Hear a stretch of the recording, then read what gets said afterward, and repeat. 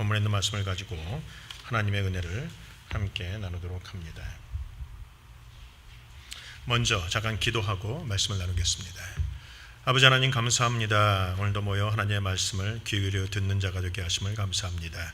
모인 자마다 성령 하나님 함께하여 주셔서 그들의 마음이 하나님의 말씀을 받아들일 만한 마음이 되게 하시고 하나님의 말씀을 또한 깨닫고 아는 자가 되게 하시고 아는 것과 믿는 것이 하나가 되는 자가 되게 하시고 믿었으면 행하는 용기도 있도록 인도하여 주시옵소서. 주의 시간도 기도하는 것은 지금 병원에 입원해 있는 이기래지 권사님, 또한 오늘 함께하지 못하는 유전도사님, 그 외에 우리 사랑하는 모든 성광의 가족들, 성도들, 또한 그의 가정들, 자녀들, 하나님 한 분 한 분 지켜주셔서 그들이 어느 곳에 있든지 하나님을 예배하는 자들이 되게 하시고 어려운 가운데 하나님의 손을 붙들고 하나님과 함께 이겨내는 자가 될 수 있도록 인도하여 주시옵소서. 감사합니다. 주님, 예수님의 이름으로 기도합니다. 아멘. 오늘 사도행전 7장 2절에서 8절까지 있는 말씀을 가지고 형통함의 원리 세 번째 말씀, 마지막 말씀을 여러분과 함께 나누도록 합니다. 먼저 복습을 좀 합니다.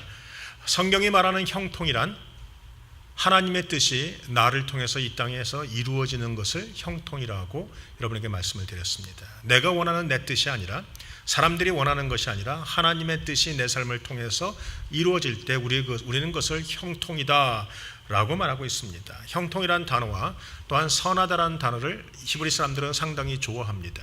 좋다라고 말할 때, 굿이라고 말할 때 히브리 사람들은 토브라는 단어를 쓰는데 형통도 그 단어에서 파송이 된 것이고, 토브라는 단어가 이스라엘 백성들에 가면 많이 쓰인다고 합니다. 뭐 아파트 이름도 토브 아파트, 비즈니스도 토브, 그래서 굿, 좋다, 잘 된다 이런 뜻으로 쓰고 있는 단어들 중에 한 가지입니다. 그러나 우리가 알고 있는 형통이란 단지 잘 되는 것이 아니라 하나님의 뜻이 나를 통해서 이루어지기 때문에 그것이 때로는 나에게는 눈물을 주는 사건이 생기고, 때로는 내가 심지어는 병이 들고 억울한 일을 당하고 또는 고난이 있고 더 나아가서는 내가 죽게 되는 순간이 온다 할지라도 하나님의 뜻이 이루어진다면 나는 형통한 사람이 되는 것입니다. 요셉에게 하나님이 함께 하심으로 요셉이 형통한 사람이 되었던 것이 바로 그 사건인 것이죠. 자, 형통함의 주체는 하나님이십니다. 내가 노력한다고 되는 것은 아닙니다. 하나님이 단지 나를 사용하셔서 나를 통해서 하나님의 뜻을 이루어 가실 때 내가 인내하고 기도하고 내가 하나님의 뜻을 행하면 되는 것입니다. 기도하지 않으면 하나님의 뜻을 알 수 없습니다. 첫 번째로. 또 기도하지 않으면 하나님의 뜻을 우리가 인간적으로 이루려고 노력하는 생각이 생깁니다. 그래서 기도하지 않는 자는 인간적인 사람이 될 수밖에 없어요. 야곱이 그랬고 리브가가 그랬고 때로는 아브라함도 그랬던 것을 볼 수 있습니다. 자, 성경에 등장하는 모든 하나님의 사람들은 다 하나도 빠짐없이 하나님의 뜻을 이루었던 사람들입니다. 그래서 모든 사람들이 다 하나님께서 의도적으로 눈물의 고난을 지나가게 하셨다는 것이죠. 지금 2018년 9월 16일 지금도 형통함의 원리는 바뀌지 않았습니다. 하나님이 여러분을 택하시고 여러분을 통해서 하나님의 뜻을 이루어 나가실 때 여러분에게는 눈물 나는 고난이 임할 것이고 여러분은 아픔이 임할 것이고 여러분에게는 억울한 일도 임할지도 모릅니다. 그러나 하나님이 결국은 붙드셔서 여러분이 기도하면 하나님의 뜻이 이루어지고 기도하면 하나님의 방법대로 그것이 이루어지게 되리라 믿습니다. 결국은 내가 하나님 나라에 하나님의 정원에 고급 정원수가 되느냐 아니면 야산에 버려진 그저 한 가지 나무가 되느냐, 이 차이에 아무리 나무가 이뻐도 정원사가 그 나무가지를 잘라주지 않으면 모양이 나타나지 않습니다. 아주 비싼 정원에 심겨져 있는 비싼 나무들은 대부분 정원사들이 다 가위질을 했던 바로 그런 나무입니다. 그래서 가위질을 통해서 아름답게 만들어진 것이죠. 내가 하나님 나라의 정원의 정원수가 되기 위해서는 하나님이 나에게 가위질을 하십니다. 그것이 나에게는 고난이고 그것이 나에게는 아픔일 수 있다는 겁니다. 칼로 깎여지는 과정이 아픔입니다. 금방 죽을 것 같고 금방 억울하고 정말로 수치스럽고 정말 괴롭지만 고급 정원수가 되기 위해서는 반드시 거쳐야 되는 과정입니다. 여러분 어떻습니까? 여러분의 인생에 지금 하나님의 가위가 움직이고 있습니까? 그래서 눈물 나고 아프십니까? 그러나 견디셔야 합니다. 하나님이 반드시 여러분을 하나님이 보시는 아름다운 나무로 만들어 주시리라 믿습니다. 그러나 그 과정이 쉽지 않고 간단하지도 않고 금방 끝나지도 않습니다. 성경에 보면 이스라엘 백성은 광야에서 40년, 모세도 40년, 더 나가면 바울은 아라비아 광야에서 3년, 그다음에 요셉은 13년, 야곱은 20년 걸렸습니다. 근데 여러분은 몇 년 걸리기 원하세요? 한국 사람들은 좀 급하니까 금방 끝나기를 원합니다. 교회가 이제 어려움에서 좀 벗어난 지 몇 달 됐다고 우리는 금방 끝나기를 원하죠. 그런데 하나님의 일들은 항상 시간이 걸리고 하나님의 일들은 항상 하나님의 방법으로만 되어집니다. 여러분에게 비결을 가르쳐드리죠. 하나님이 여러분을 통해서 하나님의 일을 이루시기 위해서 여러분이 어떤 고난을 당할 때 여러분이 하나님 앞에서 감사하셔야 합니다. 감사하지 않으면 고난 가운데서 하나님의 뜻을 이룰 수 없습니다. 이게 비밀인 거예요. 이게 형통함의 원리인 것이죠.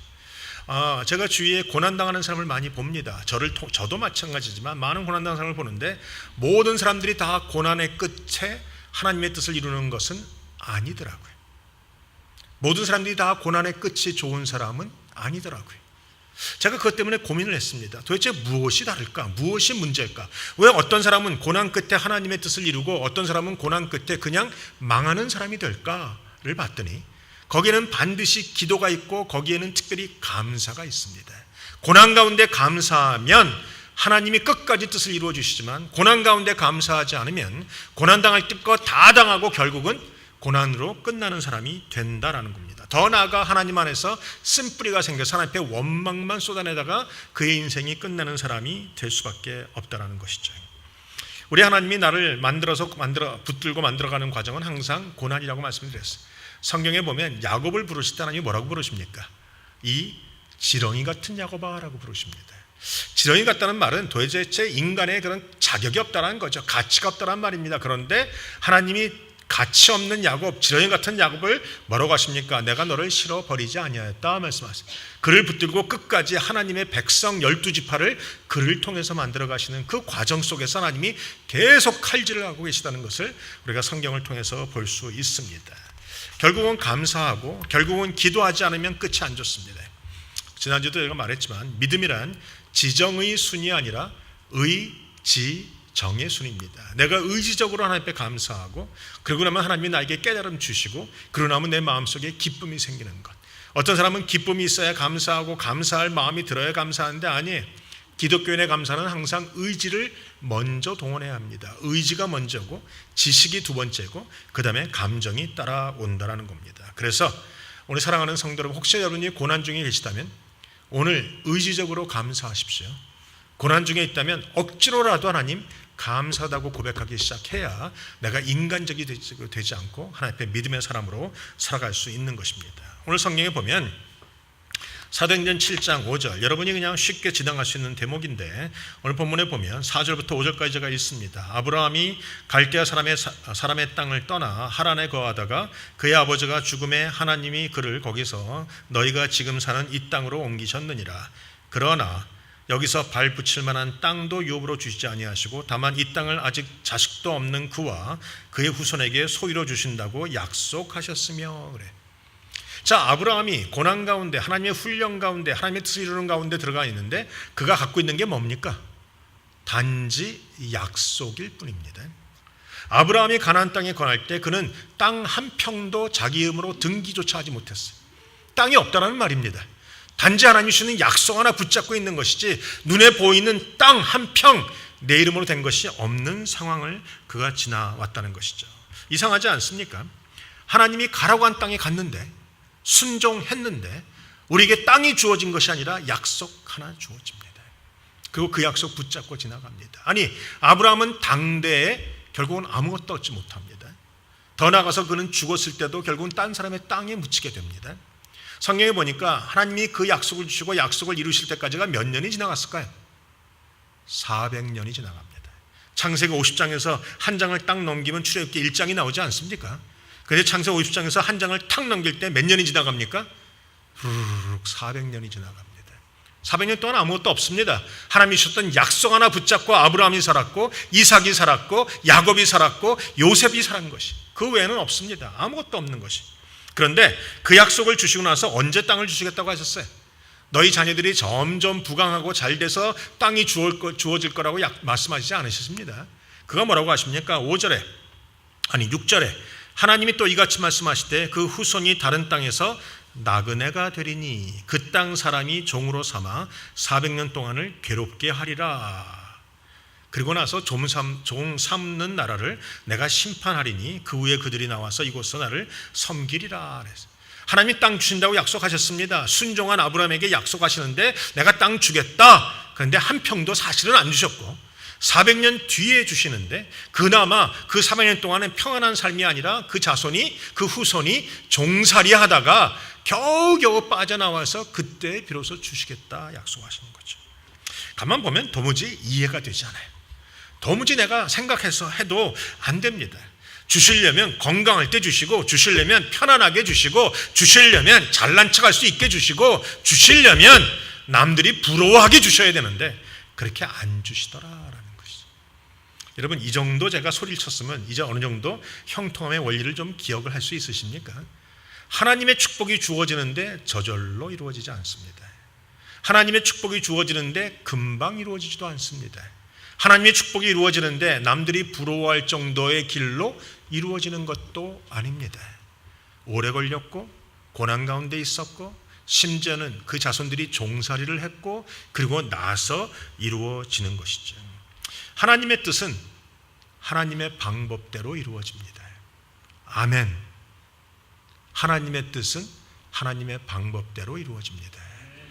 우리는 늘상 하나님의 뜻을 내 방법으로 이루려고 합니다. 내가 원하는 대로 내가 좀 사람들 앞에 잘난 척하면서 영광 받으면서 사람들이 역시 성광교회야, 역시 이철원 목사야, 역시 그 교회 장로님들이야, 역시 이런 소리를 좀 들으면서 이루어지고 싶은데 하나님의 뜻은 항상 하나님의 방법대로만 이루어진다라는 것입니다. 그래서 여러분이 하나님의 뜻이 무엇인지를 자꾸 기도하셔야 되고 하나님의 뜻을 이루기 위해서 우리가 몸부림치면서 하나님의 방법대로 살기 위해서 또한 기도하셔야 되는 것이죠.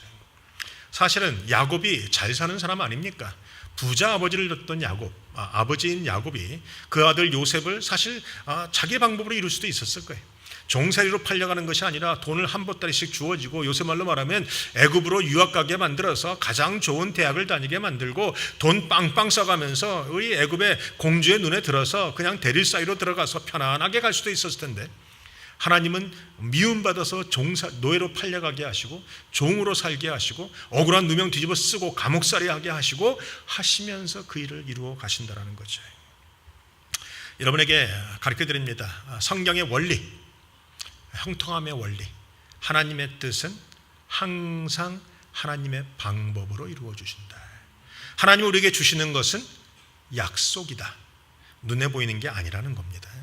땅을 주신 게 아닙니다. 내 땅에 이름으로 되어 있는 등기가 있는 것도 아닙니다. 단지 그저 하나님의 말씀 하나 주시고 약속 하나 주시고 붙잡고 살아가게 하신다는 거죠. 자, 400년 뒤에 나오게 하십니다. 그런데 실상 가만 생각해 보면 하나님의 방법이 맞는 게 있습니다.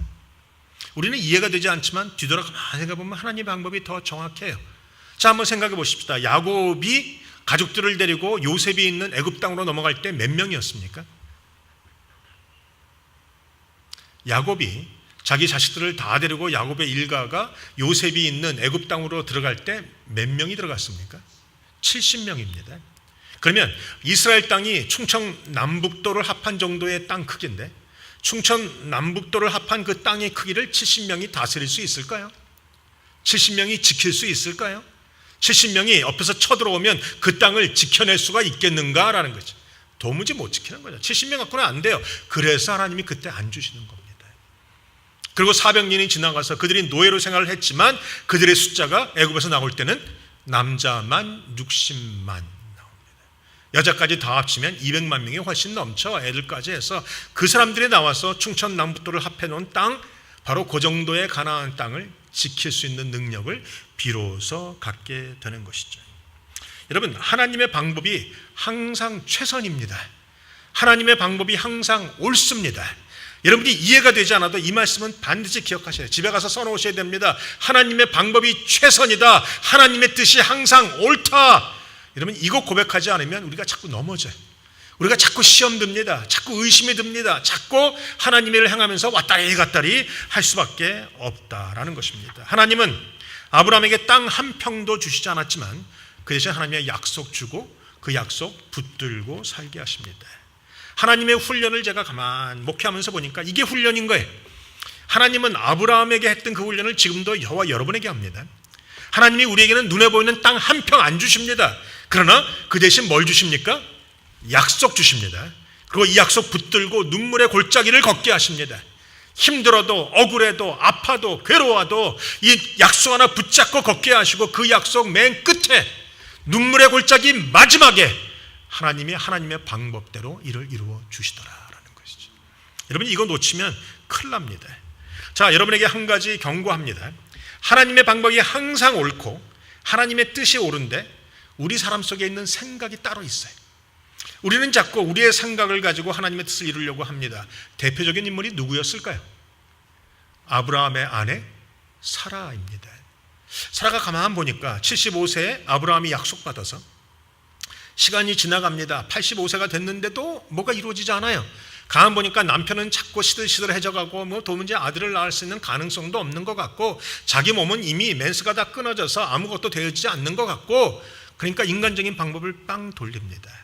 야곱도 그랬고 리브가도 그러고 아브라함도 그렇고 사라 또한 마찬가지입니다. 우리에게 무엇을 말합니까? 저나 여러분이나 다 동일하다는 겁니다.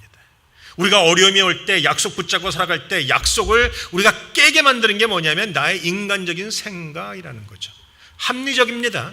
논리적입니다. 누구나 수긍하는 생각입니다. 그러나 여전히 하나님 것과는 맞지 않습니다.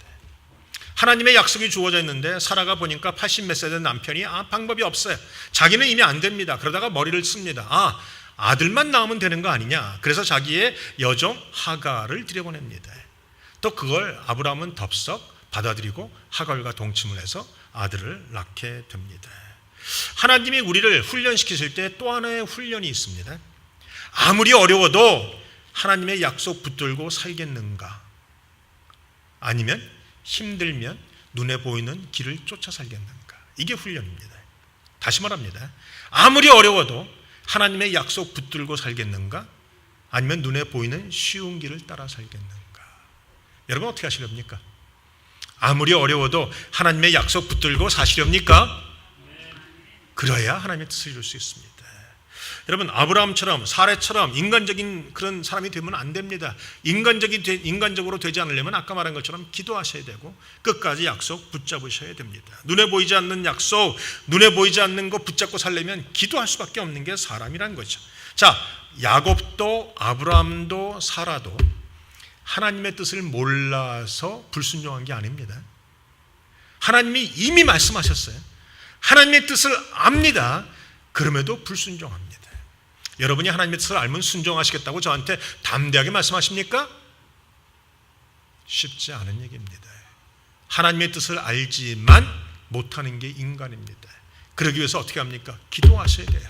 그래서 어떻게 합니까? 성령 안에 있어야 합니다. 그래서 어떻게 합니까? 하나님의 약속 붙잡고 내가 몸에서 몸부림치면서 싸워나가야 되는 거예요. 영적인 전쟁은 밖에 있는 싸움이 아니에요. 영적인 전쟁은 이 안에 내 안에 있는 싸움입니다. 하나님의 약속 붙잡고 살 것인가? 눈에 보이는 것 따라 살 것인가? 이 싸움이 우리 가운데 늘 있다라는 것이죠.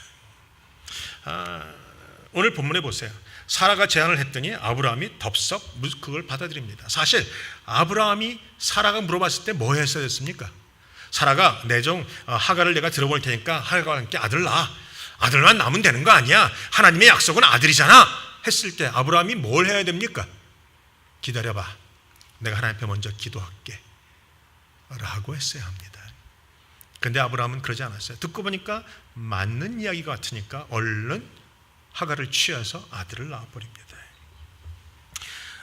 사라도 기도하고 하갈을 들여보냈다는 말씀이 없고 아브라함도 기도하고 하갈을 취했다는 말이 없습니다. 여러분 기도하지 않으면 반드시 사고 칩니다. 한국 사람들이 잘하는 말이 뭡니까? 아내 말을 들으면 자다가도 떡이 생긴다? 맞습니까? 우리 이진영 집사님은 담대하게 아니다. 요새 아내들의 위상이 얼마나 높아지는지요. 제가 보니까 별별 게 많아요. 한국말 속담에 인명재천이라, 인명이면 재천이라, 사람의 생명이 하늘에 달렸다. 그런데 요새는 말이 바뀌었대요. 인명재천이 아니라 인명재처. 사람의 운명은 아내에게 달렸다. 또 보니까 사필귀처. 중요한 결정은 결국 아내의 뜻을 따르게 된다. 뭐 이런 거라고 합니다. 지성이면 감처, 정성을 다하면 아내도 감동한다. 천하태평이 아니라 처하태평. 아내 밑에 있을 때 비로소 편안하다. 뭐 이런. 한국 사람들은 늘 이런 말을 참 잘하는데 아내 말을 들으면 자다가도 떡이 생긴다. 제가 그러나 여러분에게 여러분의 생각을 뒤엎을 정도로 하나의 경고를 합니다. 기도하지 않는 아내의 말을 듣고 떡을 먹으면 밤에 체합니다.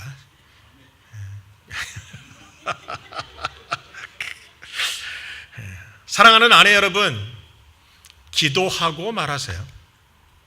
그리고 사랑하는 남편 여러분, 아내가 말할 때 덥석 듣지 말고 기도하고 받아들이세요. 기도하지 않는 사람들의 말은 다 인간적일 수밖에 없고, 기도하지 않는 결과는 결국은 허무함으로 끝납니다. 아니, 허무함이 아니라 고통으로 끝나고 그 고통은 오늘까지도 연결돼요. 한번 생각해 보세요. 사라의 말을 덥석 듣고 아브라함은 하갈을 취했고 아들을 이스마엘을 낳았는데 그 이스마엘을 낳은 고통을 지금 누가 겪습니까? 저와 여러분들이 겪고 있는 거예요. 공항에 나가면 어떻게 합니까? 아유, 창피하게 맨발로 지나가야 되는 거 이거 뭡니까? 다 벗어던지고 자켓도 벗어던지고 공항을 들어가야 되는 게 뭡니까? 이 이스마엘 때문인 거예요. 이게 애굽 이 아랍 사람 때문인 거예요. 결국은 뭡니까? 아브라함 할아버지가 잘못해서 그 후손인 우리도, 믿음의 후손인 우리도 고통을 당하고 있는 것이라는 말입니다. 여러분, 창세기 12장에서 15장까지 하나님께서 내 후손이 바다의 모래처럼 많게 해주겠다고 하나님이 아브라함에게 3번이나 나타나셨습니다. 그리고 똑같이 말씀하셨는데 아브라함은 결국은 딴짓합니다. 어떤 분이 와서 저한테 그래요. 목사님, 내 평생에 하나님을 한 번만 봤으면 좋겠네. 내 평생에 하나님의 음성을 한 번만 들었으면 좋겠네. 한 번만 하나님을 만나고 음성을 들으면 내가 평생 변하지 않고 하나님만 섬길 텐데. 이런 새빨간 거짓말, 그렇죠? 아브라함은 3번이나 들었어요. 그래도 사고를 치더란 말이죠. 제가 목회하면서 가만 보니까 하나님을 경험한 사람들이 많아요. 병 중에 경험하고, 암 중에 경험하고, 사고 가운데 경험하고, 실패 가운데 경험하고, 하나님의 기적을 경험해도 나중에 딴짓들 하더라고요. 여러분, 우리가 기도하지 않으면 언제든지 그렇게 될 수밖에 없어요. 왜냐? 이 눈에 아무 증거 안 보이는데 약속 하나 붙잡고 살아간다는 것이 그만큼 어렵다라는 것이죠. 우리 저보다 나이가 많으신 어르신들은 무슨 말인지 다 아시는 겁니다. 그래, 어려운 거 사실이야. 그래서 어떻게 하란 말입니까? 기도해야 됩니다. 자, 옆 사람에 고백하세요. 기도하지 않으면 하나님의 뜻을 이룰 수 없습니다. 한번 말씀해 주세요. 기도하지 않으면 인간적이 될 수밖에 없어요. 사라도 인간적이고 아브라함도 인간적이에요. 결국은 지금도 문제가 돼요. 자, 한 가지 원리를 더 가르쳐 드립니다. 자, 약속 붙잡으면 이삭 낳고 약속 못 붙잡으면 이스마엘 납니다. 좀 깁니까 하기가? 그럼 반씩 끊어서 하십시오. 옆 사람 바라보면서 약속 붙잡으면 이삭 낳고 약속 못 붙잡으면 이스마엘 납니다. 여러분은 어떤 인생을 살기 원하세요? 이삭을 낳는 인생을 살기 원하십니까? 아니면 이스마엘 낳고 끝나는 인생을 살기를 원하십니까? 내가 약속 두까지 붙잡아야 이삭을 낳고 못 붙잡으면 결국은 이스마엘 낳는 것이죠. 내가 못 견뎌서, 내가 못 참아서 내가 이스마엘 낳고 끝날 거냐, 아니면 끝까지 눈물 흘리며 약속 붙잡고 늘어져서 이삭을 낳을 것이냐, 바로 이것이죠. 제가 가만 목회를 하면서 보고 또 내 인생을 나이가 50 중후반이 넘어가면서 가만 보니까 우리의 삶의 본성이 이렇게 쉽지 않아요. 우리의 본성이 그렇습니다. 우리의 본성은 약속을 이루기보다는 우리의 본성은 내 뜻을 이루는 것이 더 쉬워요. 우리 사람들의 본성이 그렇다는 거죠. 근데 여러분, 희망이 있습니다. 제가 성경을 읽다 보니까 로마서 11장 24절에 원돌 감람나무에서 찍힘을 받고 본성을 거스려 좋은 감람나무에 접붙임을 얻었은즉, 이런 단어가 나와요. 우리는 사실 돌감람나무입니다. 못 먹을 열매를 맺는 나무들이에요. 그런데 하나님이 우리를 예수 그리스도 이름으로 찍어내서 가지가 잘려서 예수 앞에 접붙임을 당해서 이제는 우리의 본성을 꺾어내고 우리의 본성을 뛰어넘을 수 있는 감람나무가 되었다는 사실이죠. 여러분의 인생, 여러분의 본성은 약속 붙잡고 이삭을 못 낳습니다. 제가 아주 담대하게 얘기하죠. 여러분이 갖고 있는 인간적인 본성은 결국은 약속을 못 붙잡고 이스마엘 낳고 끝날 수밖에 없는 것이 본성이에요. 우리 다 본성이에요. 그런데 예수님으로 말미암아 우리가 돌 감람나무에서 찍혀 나와서 본성을 거스려 좋은 감람나무에 접붙임이 된 우리들이기 때문에 이제는 성령 안에서 끝까지 약속을 붙잡고 이삭을 낳는 사람이 될 수 있으리라 믿습니다. 이것이 중요한 것이죠. 성경의 원리입니다. 형통함이란 본성을 거슬려야 이룰 수 있습니다. 형통함은 본성을 거슬려야 이룰 수 있습니다. 본성을 거슬려야 사실은 신앙생활을 하는 거예요. 본성을 거슬려야 새벽기도 나오는 것이고, 본성을 거슬려야 사랑하지 못할 사람 사랑하는 것이고, 본성을 거슬려야 나에게 못된 짓 한 그 사람 용서할 수 있는 것이고, 본성을 거슬려야 항상 기뻐할 수 있는 것이고, 본성을 거슬려야 순종할 수 있는 것이에요. 우리가 기독교는 기도를 독하게 해야 역사가 일어난다는 종교라고 했는데, 그 기도를 독하게 하는 것도 본성을 거슬려야 비로소 할 수 있는 것이란 말이죠. 본성을 거스르지 않으면 안 돼요. 아브라함이 마지막 이삭을 놓고 칼을 들 수 있는 이유가 뭔가? 본성을 결국은 거스르는 사람이 되었다는 것이에요. 여러분 중에 자기 자식을 죽일 수 있는 사람이 있습니까? 자기 아들을 칼을 거서 배를 갈라내고, 지난주도 말했지만 목구멍부터 시작해서 항문에 이르기까지 8.5m 그 내장 다 꺼내가지고 하나하나 불살릴 수 있는 사람이 있습니까? 본성으로는 못합니다. 절대로. 그러면 어떻게 할 수 있는가? 성령으로 하는 것이. 본성을 거슬려야 성령의 사람이 되는 것이고, 본성을 거슬려야 형통한 사람이 되는 것이고, 본성을 거슬려야 하나님이 함께하는 사람이 될 수 있는 것입니다. 아브라함은 결국은 본성을 끊어내고 믿음의 사람, 순종의 사람이 됩니다. 그래서 그 축복이 이어지는 거죠. 저나 여러분이나 살아가면서 실패와 실수가 많을 겁니다. 때로는 사라처럼 엉뚱한 짓 할 것이고, 때로는 아브라함처럼 약속 못 붙잡고 이스마엘 낳고 고난 겪을 것이고, 그런데 우리의 마지막에 본성을 끊어내고 형통한 사람이 되게 되리라 믿습니다. 오늘도 기도하시고, 오늘도 하나님 붙잡으시고, 끝까지 눈물로 약속 붙잡고 계시면 되는 것이죠. 제가 한국에서 대학을 들어갈 때 남들은 잘 모르지만 기적 같은 일이 한 번 있었어요. 제가 의대를 가려고 준비하다가 의대가 안 됐습니다. 흔히 사람들이 말하는 S대학. 제가 고등학교 3학년 때 전교 1등을 한 번 한 적이 있거든요. 그래서 사람들이 그럴 거라고 생각했고, 제가 과외를 할 때도 과외 가는 그룹에서 저는 S대학을 들어갈 거라고 사람들이 생각했던 적이 있었어요. 그런데 땅 떨어졌습니다. 떨어졌는데 집에서 하도 재수를 하면 안 된다고 말해서 H대학으로 옮겨서 했어요. H대학은 넉넉히 들어갈 수 있을 거라고 생각을 했습니다. 자신이 있었죠. 그런데 발표가 나왔는데 보니까 내 이름이 없는 거예요. 얼마나 황당했는지. 눈물 콧물 나는데 그날 오후에 그 대학부가 수련회 가면서 저를 데려갔습니다. 3박 4일 동안 저는 목사님이 무슨 설교했는지도 모르겠어요. 수련회에서 뭘 했는지도 모르겠어요. 3박 4일 동안 그냥 울면서 왔어요. 얼마나 창피한지, 얼마나 부끄러운지. 한때는 꿈꿨던 것 다 잊어버리고, 한때는 최고라고 생각했던 것 다 없어지고, 아니 후기 대학도 떨어졌으니까 얼마나 웃기겠어요. 눈물 콧물 다 흘리고 남들은 다 잠을 자는데 저는 잠을 못 잤습니다. 마지막 밤에 제가 밤새도록 하나님 앞에 기도했어요. 하나님, 이게 뭡니까? 내가 하나님 앞에 평생 하나님만 섬기고 살았고, 하나님 앞에 죄짓지 않았고, 하나님 앞에 딴짓하지 않았고, 그저 교회와 집과 학교밖에 모르고 살아왔는데 결국 이게 뭡니까? 라고 하나님 앞에 원망하기 시작했어. 한 2시간 정도 원망했을까? 마지막에 하나님이 예수님의 십자가를 딱 보여주는데 더 이상은 원망할 수 없더라고요. 그래서 제가 마지막에 눈물로 기도했어요. 하나님, 여호와 하나님 나의 목자이시니 내게 부족함이 없습니다. 내가 원하는 S대학에 못 들어갔고, 아니 후기에 있는 H대학도 못 들어가지만 그래도 여호와 하나님 때문에 감사합니다. 마지막에 제가 그 기도하고 잤어요. 그리고 수련회 끝나오는 동안 내내 기분은 별로 안 좋으니까 사람들이 야 대학 통지 왔어? 어떻게 붙었어? 할 때 저는 얘기도 못했어요. 그리고 집에 왔는데 집에 편지가 하나 와 있더라고요. 편지를 열어보니까 H대학에서 온 거예요. 거기 뭐라고 했냐면 자기네 입학 사정에서 무슨 뭐에 컴퓨터에 착오가 생겨서 잘못 발표가 됐다고 대 이름을 쓰면서 합격이라고 온 거예요. 그래서 제가 그 학교 출신이 됐단 말이죠. 제가 가만 보면서 이거 기적이 아니면 이루어질 수 없는 거예요. 아니 사람들이 실수할 때 그렇게 실수하겠습니까? 아니 하나님이 왜 그렇게 하셨습니까? 저는 하나님이 하셨다고 믿어요. 왜 그랬겠어요? 제가 평생 잘난 척하면서 살아온 저지만 마지막 3일 동안은 완전히 지옥같이 살았어요. 그 수련회 가서 눈물 콧물 흘리고 제 자존심이 얼마나 센데 사람들이 물어볼 때마다 대답을 못하는 거죠. 비록 떨어졌다는 말을 못하면서. 그러나 맨 마지막에 하나님 앞에, 하나님 비록 대학을 못 가도 여호와 하나님이 나의 목자이시니 내게 부족함이 없습니다. 그 고백 들으시고 나에게 그걸 딱 내놓으시는 거였어요.